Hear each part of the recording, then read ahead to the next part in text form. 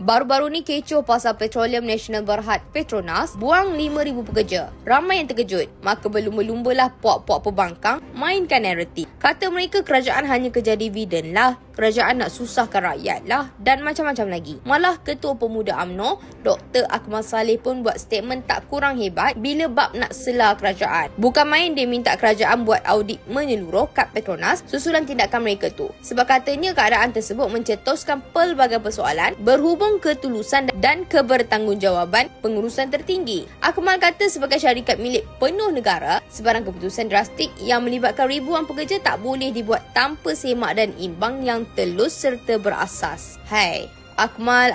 Tak tahulah kalau dia bercakap ni pastilah nak terpaling hero saja kan? Sebenarnya kalau nak diikutkan, Petronas setiap tahun pasti akan melakukan audit. Yalah, Petronas ni termasuk dalam senarai bursa. Jadi mana mungkin Petronas tiada audit? Lagipun, ia bukanlah badan NGO sebarangan yang cacar marbah. Agak-agaknya, laporan audit tahunan Petronas tu Akmal pernah baca atau tidak? Ya, janganlah hanya tahu nak bertanya dengan soalan sinis dan lagak sombong semata-mata untuk mempamerkan kerendahan IQ sama seperti puak pembangkang yang lain saja. Orang kata buat-buat pandai. Petronas ni ada takbir urus, semak dan imbang. Jadi semua tu dah dilalui oleh Petronas. Malah resizing company atau penstrukturan semula oleh syarikat minyak dan gas negara kita ni memang dah selalu dilakukan pun. Jadi tak timbullah isu keputusan mengejut ke apa. Apa sebenarnya yang berlaku? Mari kita lihat serba sedikit penjelasan tentangnya. Industri minyak dan gas kini dalam fasa penyusunan semula di peringkat global. Exxon Mobil buang 250 pekerja iaitu di UK. BP dah kurangkan lebih 5% tenaga kerja. Chevron dan ConocoPhillips umum langkah sama. Jadi Petronas tak terkecuali lah. Dunia sedang berubah. Nak tak nak, kenalah do something kan? Siapa yang terkesan? Sebenarnya tiada sudden termination atau pemberhentian serta-merta bagi kaki tangan tetap. Sebahagian besar yang terjejas adalah kaki tangan kontrak, iaitu dengan tempoh perkhidmatan yang telah ditetapkan sejak awal dan juga kaki tangan yang hampir bersara, iaitu mereka yang ditawarkan option bersara awal secara sukarela. Ramai tidak sedar, pengambilan secara kontrak ialah amalan biasa dalam sektor ONG. Ia selarilah dengan keperluan projek dan fleksibiliti operasi. Jadi, apa jaminan untuk kaki tangan yang terjejas ni?